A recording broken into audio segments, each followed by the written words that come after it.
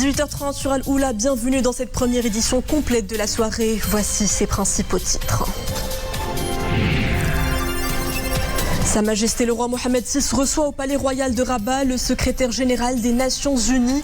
Monsieur Antonio Guterres a pris part aux travaux du 9e Forum des Nations Unies de l'Alliance des civilisations à Fès.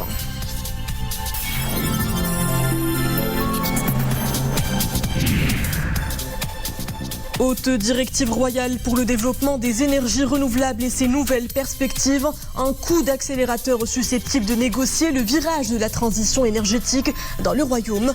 L'avancement de ce programme a été présenté hier au souverain lors d'une réunion de travail.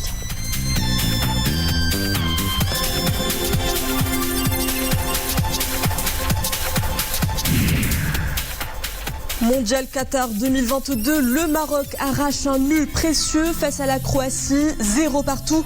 Une entrée en lice plutôt réussie pour les Lions de l'Atlas. Leur discipline défensive a fini par accrocher les finalistes du Mondial 2018. Le Maroc prend donc un point célébré par des fervents supporters d'un et en dehors des gradins. Puis nous mettrons le cap sur Agadir, la perle du Souss a vibré hier au rythme des musiques. 2 troupes de chorale marocaines et nantaises se sont partagées la scène pour célébrer les 30 ans de coopération et d'amitié entre la ville d'Agadir et Nantes. Bonsoir, audience royale à l'ouverture de cette édition. Il y a quelques instants, Sa Majesté le roi Mohamed VI a reçu aujourd'hui donc au Palais Royal de Rabat le secrétaire général des Nations Unies, monsieur Antonio Guterres. Le secrétaire général des Nations Unies a exprimé sa gratitude à Sa Majesté le roi pour la réussite du 9e Forum de l'Alliance des civilisations qui se tient à Fès et s'est félicité de l'adoption d'une déclaration forte et engageante, plus que jamais nécessaire dans un contexte international trouble. Monsieur Guterres a salué à cette occasion l'engagement permanent du souverain en faveur de la promotion des valeurs d'ouverture, de tolérance, de dialogue et de respect des différences. Monsieur Guterres a également loué la contribution constructive et constante du Royaume pour le maintien et la consolidation de la paix, le renforcement de la stabilité et la promotion du développement, notamment dans le continent africain. La question du Sahara marocain a par ailleurs été abordée à la lumière de la résolution 2654 du Conseil de sécurité des Nations Unies, adoptée le 27 octobre 2022. À cet égard, Sa Majesté le roi Mohamed VI a réaffirmé la position constante du Maroc pour le règlement de ce différend régional sur la base de l'initiative d'autonomie dans le cadre de la souveraineté et de l'intégrité territoriale du Royaume. Le souverain a réitéré le soutien du Royaume aux efforts du secrétaire général et de son envoyé personnel, M. Staffan de Mistura, aux fins de la conduite du processus politique ainsi qu'à la MINURSO pour l'observation du cessez-le-feu. Cette audience s'est déroulée en présence du côté onusien de M. Miguel Gracha, conseiller spécial du secrétaire général, et du côté marocain de M. Nasser Boureta, ministre des Affaires étrangères, de la coopération africaine et des Marocains résidant à l'étranger. La transition énergétique s'accélère dans le royaume. Hier, au Palais Royal de Rabat, Sa Majesté le roi Mohamed VI a présidé une réunion de travail consacrée au développement des énergies renouvelables et aux nouvelles perspectives dans ce domaine. Les développements de cette réunion de travail en compagnie de Nasrin Hamdaoui.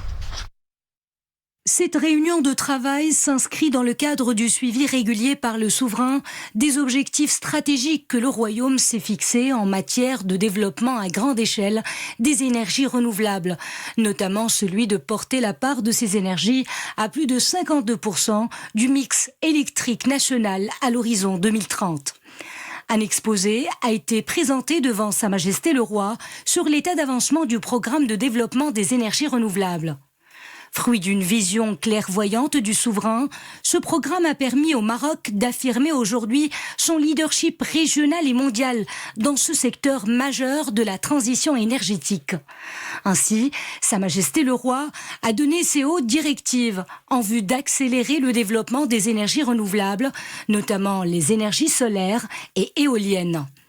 En construisant sur ces avancées, le Maroc devrait accélérer le déploiement des énergies renouvelables afin de renforcer sa souveraineté énergétique, réduire les coûts de l'énergie et se positionner dans l'économie décarbonée dans les décennies à venir. Il s'agit notamment d'activer la réalisation des projets en cours de développement, de même que valoriser l'avantage compétitif du Maroc pour attirer davantage d'investissements nationaux et étrangers dans le secteur. À cet égard, Sa Majesté le Roi a demandé d'accélérer la réalisation des 3 projets d'énergie solaire Noor Midelt. Par ailleurs, la montée en compétitivité des énergies renouvelables ouvre de nouvelles perspectives prometteuses pour le royaume, en particulier dans les domaines de dessalement de l'eau de mer et de la filière émergente de l'hydrogène vert et de ses usages. Afin de placer le Maroc dans le club des pays à fort potentiel dans cette filière d'avenir et répondre aux multiples projets portés par des investisseurs et leaders mondiaux, le souverain a donné ses hautes instructions à l'effet d'élaborer, dans les meilleurs délais, une offre Maroc opérationnelle et incitative couvrant l'ensemble de la chaîne de valeur de la filière de l'hydrogène vert au Maroc. Elle devrait comprendre, outre le cadre réglementaire et institutionnel, le schéma des infrastructures nécessaires. Cette réunion de travail s'est déroulée en présence du conseiller de Sa Majesté le Roi, M. Fouad al-Himma, du ministre de l'Intérieur, M. Abdelwafil Ftit, de la ministre de l'Économie et des Finances, Mme Nadia Ftah, de la ministre de la Transition énergétique et du Développement durable, Mme Leila Ben Ali, et du directeur général de l'Office national de l'électricité et de l'eau potable, M. Abdelrahim El-Hafidi. Le Liban et le Yémen réaffirment leur soutien à l'intégrité territoriale du royaume, soutien exprimé par la voix de leur ministre des Affaires étrangères. Le ministre libanais des Affaires étrangères, Abdallah Bouhabib, a réitéré à Fès le soutien de son pays à la souveraineté et à l'intégrité territoriale du Maroc. Le chef de la diplomatie libanaise a également réaffirmé le rejet par son pays de toutes les entités séparatistes menaçant l'unité et la sécurité des États. De son côté, le ministre yéménite des Affaires étrangères et des expatriés Ahmed Awad bin Moubarak a réitéré la position constante de son pays soutenant l'intégrité territoriale du Maroc. Déclaration faite à l'issue de leurs entretiens avec le ministre des Affaires étrangères, de la coopération africaine et des Marocains résidant à l'étranger, Nasser Bourita. C'était en marge du 9e forum de l'Alliance des civilisations de l'ONU. Le 9e forum de l'Alliance des civilisations de l'ONU qui s'achève aujourd'hui à Fès. Une grande réussite pour le haut représentant onusien pour l'Alliance des civilisations. Miguel Ángel Moratinos s'est félicité du succès de ce conclave, le plus réussi selon lui depuis la première édition tenue à Madrid. Le responsable onusien a tenu aujourd'hui une conférence de presse conjointe avec le ministre des Affaires étrangères, de la coopération africaine et des Marocains résidant à l'étranger, Nasser Bourita. Le point avec nos correspondants à Fès, Abdelmjid Hallaoui, Hassan Mendour, Réci Iman Ablou. Un dialogue des civilisations pour apaiser les tensions dans le monde. Le 9e forum de l'Alliance des civilisations tenu à Fès est un succès. La déclaration de Fès couronne 2 jours d'intenses réflexions et échanges entre ce qui divise l'humanité, mais surtout sur ce qui l'unit.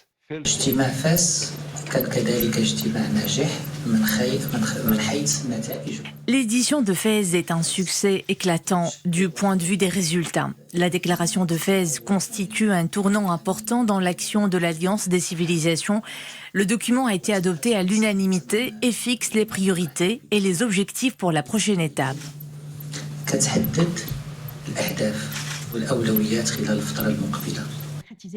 Le temps fort de ce conclave, le message royal adressé aux participants, dans lequel Sa Majesté le roi Mohammed VI a mis en avant des valeurs qui ne sont pas étrangères au Maroc. Le royaume millénaire a de tout temps fait du dialogue interreligieux et du vivre ensemble une réalité de tous les jours. Le message royal n'est pas seulement la feuille de route pour l'Alliance des civilisations, c'est une réflexion profonde sur ce que le Maroc a fait en termes de civilisation pendant des siècles, ce que le Maroc est en train de faire depuis quelques années pour démontrer la façon où on doit vivre ensemble, et troisièmement, c'est le guide pour que toute la communauté internationale, évidemment l'Alliance des civilisations, puisse s'inspirer de ce modèle marocain qui donne des résultats concrets. Construire des ponts qui unissent les peuples, un objectif pressant qui doit composer avec le continent de l'avenir, l'Afrique, dignement représentée à ce forum. Sa voix compte, plus que jamais. L'Afrique, c'est l'avenir. C'est la conviction portée par Sa Majesté le Roi et par le Maroc. Le continent est fort présent à ce rassemblement. Il doit faire partie des priorités de l'agenda international. C'est aussi la conviction du secrétaire général de l'ONU et de son haut représentant pour l'Alliance des civilisations, M. Moratinos. L'Afrique joue un rôle fondamental dans de nombreuses questions. Elle n'est pas le problème, mais plutôt un acteur positif dans plusieurs questions, et notamment celles liées à ce que l'on appelle le choc des civilisations. Pour renverser la vapeur, le dialogue est la planche du salut. Le rempart contre la haine, la discrimination, la violence et tous les maux qui déchirent l'humanité. Le chemin de la paix est l'unique voie à suivre pour une véritable alliance dans la diversité. Sur hautes instructions de Sa Majesté le Roi, chef suprême et chef d'état-major général des forces armées royales, la 35e réunion du comité directeur CODIR de l'initiative 5+5 Défense s'est ouverte aujourd'hui à Rabat sous la présidence du Royaume. L'occasion de mettre en avant les réalisations de l'initiative 5+5 Défense dans le cadre de la présidence marocaine au titre de l'année 2022. 8 pays membres de l'initiative participent à cette réunion de haut niveau. France, Italie, Libye, Malte, Mauritanie, Maroc, Portugal et Espagne. La présidence tournante assurée cette année par le Maroc a été saluée à l'unanimité par les chefs des délégations participantes ainsi que le travail accompli par le Royaume au bénéfice de l'initiative. Dans un contexte sécuritaire, c'est la solidarité, notamment. Prenons à présent le pouls à Doha, toujours en compagnie de Boubkar Ben Rabrit. La chronique Coupe du Monde, c'est tout de suite. Bonsoir Boubkar. Bonsoir Mariam. Alors pour nous accompagner ce soir, nous avons le plaisir de recevoir sur ce plateau Monsieur Abdelrazak Chlih, cadre national de football. Merci d'avoir répondu à notre invitation. Bonsoir et merci de m'avoir invité. Merci à vous. Donc c'est un nul qui a le goût d'une victoire. L'équipe nationale n'a pas démérité ce matin. Un résumé rapidement du match avant de passer aux réactions peut-être. Effectivement, Mariam, les Lions de l'Atlas ont tenu la dragée haute aux vice-champions du monde. Il faut dire que pour leur entrée en lice, les hommes de Walid Regragui, et ça c'est une petite parenthèse, lancent un signal fort au Diable Rouge. La Belgique, c'est notre deuxième match dimanche. En première période, ce sont les Lions de l'Atlas qui se sont procurés le plus d'opportunités devant un public largement acquis à notre cause. Achraf Hakimi s'est montré, il faut le dire, à son avantage, usant de sa vitesse pour déborder sur son aile, adresser des centres dangereux et même forcer Dominik Livakovic à un arrêt après une frappe à la 65e minute. Il faut dire un grand bravo également à notre gardien Bono qui a réussi un excellent travail lors de cette rencontre face à la Croatie, que nous allons d'ailleurs décortiquer le jeu avec notre invité, c'est Abdelrazak Chlih, pardon. Alors, nous allons voir toutes les étapes de cette rencontre, les analyser, mais tout d'abord, vos impressions concernant le score de 0-0 face à la Croatie. J'ai entendu parler de... on a arraché, et effectivement, on l'a bien arraché contre une équipe coréace, contre expérimentée, le vice-champion du monde. Cette équipe de Croatie, c'est une équipe qui a beaucoup d'atouts dans toutes les lignes. On avait parlé du meilleur milieu de terrain du monde. Notre équipe nationale, au début du match, a été hésitante, mais sans rentrer directement dans le match. Il faut saluer surtout notre gardien de but et sa défense, parce que jusqu'à présent ils n'ont pas reçu de but. Et maintenant ce qu'il faudra faire, c'est de travailler et régler certaines manœuvres au niveau du milieu de terrain et de l'attaque, parce qu'on a manqué d'animation au milieu de terrain et on a manqué de conclusion aussi. Alors, c'est Abdelrazak Chlih, si nous avons à analyser un petit peu le rendement des joueurs. Un grand bravo à tous les joueurs qui ont réussi, donc je ne dirais pas cet exploit, mais qui ont réussi ce nul face au vice-champion, la Croatie. Mais nous avons eu des petits points faibles concernant un petit peu certains joueurs auxquels on s'attendait peut-être qu'ils allaient réaliser un rendement meilleur que celui d'aujourd'hui. Tout à fait. On s'attendait de voir nos stars qui évoluent dans les meilleurs clubs européens. On ne les a pas vus. On n'a pas vraiment vu Ziyech aujourd'hui, on n'a pas vraiment vu Zelzouli, on n'a pas vraiment... Mais Ziyech a fait du bon travail aujourd'hui, sachant qu'il a un petit peu aidé en défense, un petit peu. Il est redescendu à plusieurs fois en défense. Mais on attendait mieux de lui, on attendait des passes décisives, on attendait des tirs au but, on attendait d'une série un ou deux buts parce qu'il a reçu 2-3 ballons décisifs. Une série qui a sauvé notre cage in extremis en deuxième mi-temps.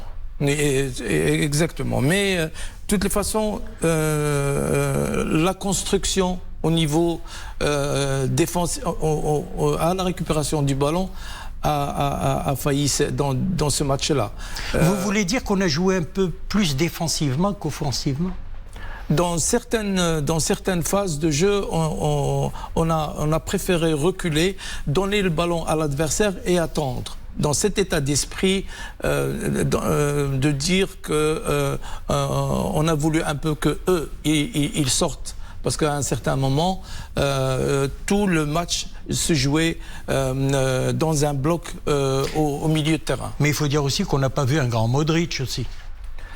Modric, c'est la clé de cette équipe. Je pense que il a été muselé. Il a été bloqué par nos joueurs du milieu de terrain. Nos joueurs, ils ont bien réussi leurs manœuvres et leurs actions défensives à la récupération parce qu'on ne les a pas laissés développer leur jeu offensif. Mais sur le plan de la relance, on a manqué le rendez-vous. Mais ça reste tout de même, c'est Abdelrazak, un très bon résultat 0-0. Nous allons revenir à vous. Nous allons avoir les impressions des protégés de Walid Regragui. On va écouter Youssef Nseri et également Walid Regragui, le sélectionneur national. C'était un match très difficile pour nous. Idem pour l'équipe croate. Le plus important était de ne pas encaisser de but, même si nous aurions aimé marquer.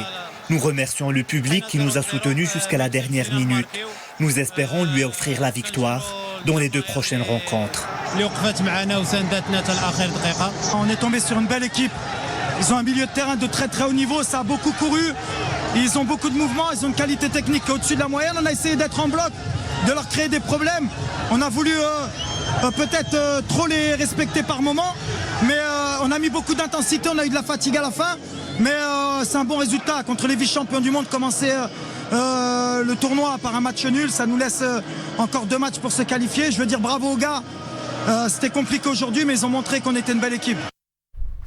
C'est Abdelrazak, vous avez entendu Walid Regragui. Oui, on a eu exactement. un peu de fatigue, mais bravo tout de même à l'équipe. Oui, moi je suis d'accord avec lui pour dire que ce nul, c'est une belle petite fenêtre pour nous pour espérer dans le 2e et le 3e match sentir un peu d'air, parce que si on avait perdu ce match-là, ça aurait été plus difficile.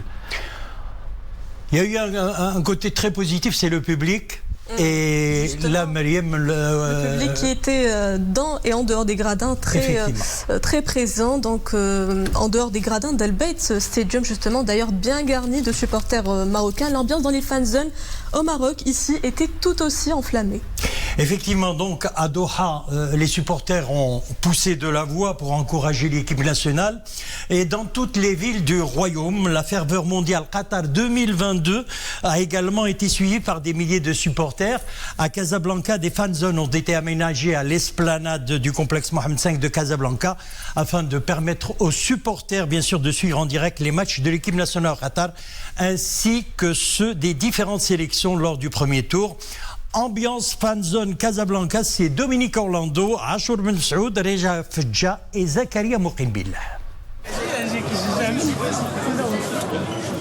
Ils sont arrivés bien avant le tout début du match, plus que jamais décidés à tout donner pour propulser depuis le Maroc les Lions de l'Atlas au tout meilleur de leur football.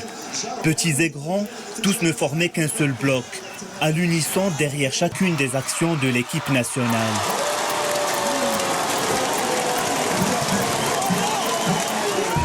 Je pense que ça commence à devenir un peu serré pour le Maroc, mais je pense que ça va s'arranger parce que déjà le Maroc il fait de bonnes attaques. C'était très difficile, sincèrement, la première mi-temps, mais on espère le mieux pour la deuxième. On s'attend à 45 minutes de jeu, ça va être difficile pour les deux équipes. D'une fan zone à l'autre, d'une première mi-temps aux toutes dernières 45 minutes de match, le suspense était à son comble. Et que dire des 6 minutes additionnelles qui furent comme un soulagement, devant avant tout une absence de défaite. Une très belle ambiance, ولكن dommage match nul. وماشي مشكل بقى بلجيكا بقى كندا.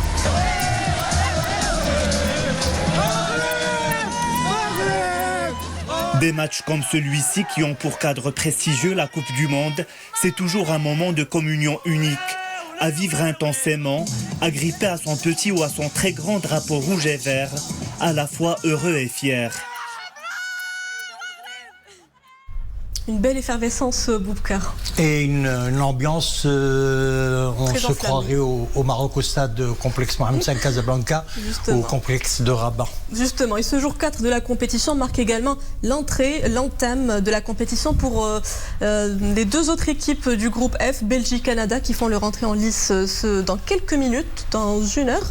Comment s'annonce ce duel? Eh bien, effectivement, donc le groupe F, notre groupe, le Canada et la Belgique, classés deuxième au classement mondial de la FIFA. La Belgique arrive au mondial en tant d'ailleurs que favori, c'est Abdelrazak, mais les incertitudes n'ont jamais été aussi élevées, notamment durant cette dernière année. La défense est vieillissante. Nous avons des joueurs de 33 ans et 35 ans. Roberto Martinez, le sélectionneur belge, comptera sur un effectif plus jeune à l'image de Kevin De Bruyne et l'ailier Yannick Carrasco, en espérant un retour en forme de Lukaku et Eden Hazard. Quant au Canada, dont c'est la deuxième participation à un mondial après celle de 86, l'équipe a beaucoup d'ambition dans ce mondial Qatar 2022. Le sélectionneur canadien, l'anglais John Herdman, croit au miracle tout en gardant la Coupe du Monde à domicile en 2026 dans le viseur. Alors c'est Abdelrazak, c'est dans un peu plus d'une heure, la Belgique-Canada. Quel est votre pronostic concernant, je le disais, une équipe de Belges qui est parmi les favorites de ce mondial? Je pense que la Belgique a les potentialités de gagner ce match. Par contre, nous allons regarder ce match-là parce qu'il va nous révéler les capacités de cette équipe. On avait parlé avant de cette équipe qui dispose aussi du meilleur milieu de terrain mondial, à savoir, vous l'avez bien dit, Hazard, De Bruyne et Carrasco. Lukaku, et heureusement pour nous, il est forfait pour le premier tour. Maintenant, il va falloir regarder ce match-là et étudier bien ces deux équipes qui vont nous permettre de nous qualifier, Inch'Allah. Il peut y avoir aussi une surprise. Le Canada peut être en super forme ce soir aussi. On va voir, parce que quand même dans le football, il y a quand même du réalisme, il y a Voilà, effectivement. Il y a le Canada, c'est un nouveau venu dans le football international. La Belgique, elle est classée première, ça fait 3 ans dans le ranking de la FIFA. Ouais, et ils ont des qualités extraordinaires. Ils ont le meilleur gardien du monde. Et il faut toujours faire avec. Et on va avoir les mêmes difficultés contre la Belgique que contre la Croatie. Alors la Belgique, je rappelle donc bien sûr, ça sera dimanche. On aura l'occasion d'en parler avant. C'est Abdelzak Chlih. Merci d'avoir été notre invité ce soir pour parler de ce nul et de ce premier match du Maroc face à la Croatie. Alors je rappelle donc pour le groupe F, Maroc-Croatie 0 partout. Belgique-Canada, c'est d'ailleurs ce soir dans un peu plus d'une heure, c'est à 20h. Pour ce qui est du groupe E, eh bien, une belle surprise, le Japon a battu l'Allemagne 2-1. Et puis en ce moment se termine la rencontre Espagne-Costa Rica. À la 70e minute, eh bien, le score était de 5-0 en faveur des Espagnols. Pour parler un petit peu, Mariam, du programme de demain, nous avons également des matchs pour le groupe G. La Suisse sera opposée au Cameroun, c'est à 11h. Le Brésil, le grand champion du monde, jouera la Serbie à 20h. Et puis, pour ce qui est du groupe H, l'Uruguay sera opposé à la Corée du Sud, c'est à 14h. Et le Portugal jouera le Ghana, c'est à 17h. Et on en arrive ce soir, Boubker, au 28e meilleur buteur de toute l'histoire de la compétition. Nous avons mis les projecteurs hier sur Oscar Miguez. Quel sera alors ce crampant avec le plus de buts au compteur? C'est à toi, mais avant, le jingle.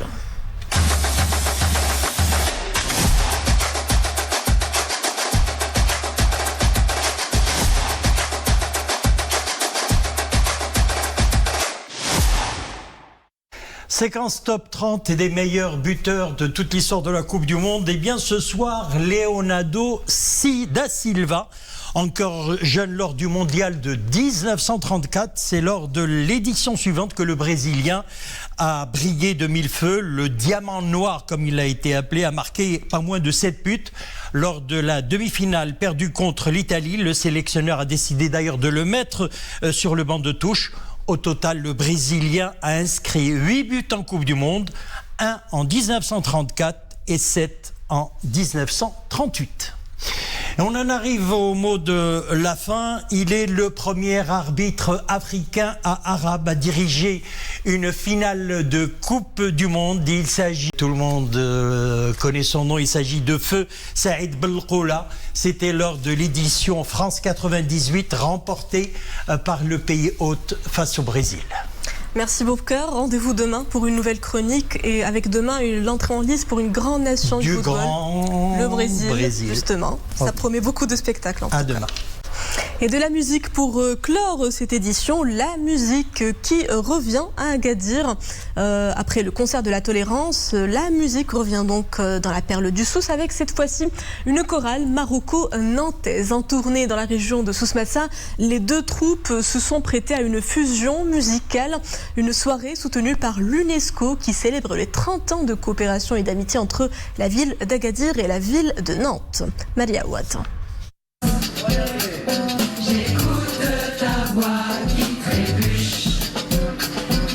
C'est dans un décor atypique, celui du parc historique Ibn Zaidoun, que 300 choristes nantais, membres du groupe Urban Voice, ont chanté la fraternité et l'amitié franco-marocaine. 170 choristes marocains accompagnent cette troupe d'un nouveau genre, aux nombreuses influences musicales, comme un pont entre les cultures. Nous sommes très heureux d'accueillir 300 Nantais et Sangarit Diri pour chanter avec nous ici à Agadir, pour fêter les 30 ans des relations entre Nantes et Agadir, avec l'association Atlas Azawan et l'association Cité Monde, avec l'aide de la ville, de l'UNESCO et de plein de gens. On remercie le public d'être très nombreux aujourd'hui et on espère que ça va être super, un super concert.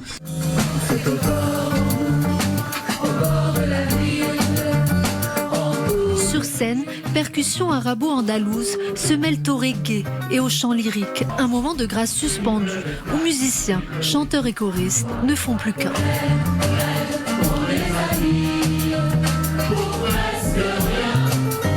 Ce concert a lieu grâce aux efforts de l'association Atlas Azawan en partenariat avec l'association Cité du Monde soutenue par l'UNESCO. Ce concert est une création originale qui a pour nom D'où que tu viennes. La troupe était en tournée pendant 10 jours dans toute la région, Soumassa.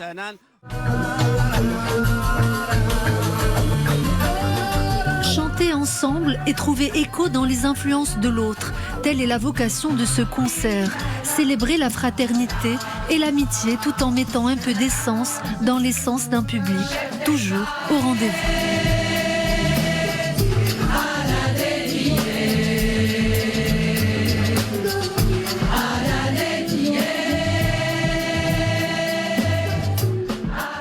Et c'est sur ces belles notes de musique que nous clôturons cette édition. Merci à vous de l'avoir suivi à 20h30. Le retour de l'information avec le journal Jaïsia. Très belle suite des programmes à tous sur Al-Oula.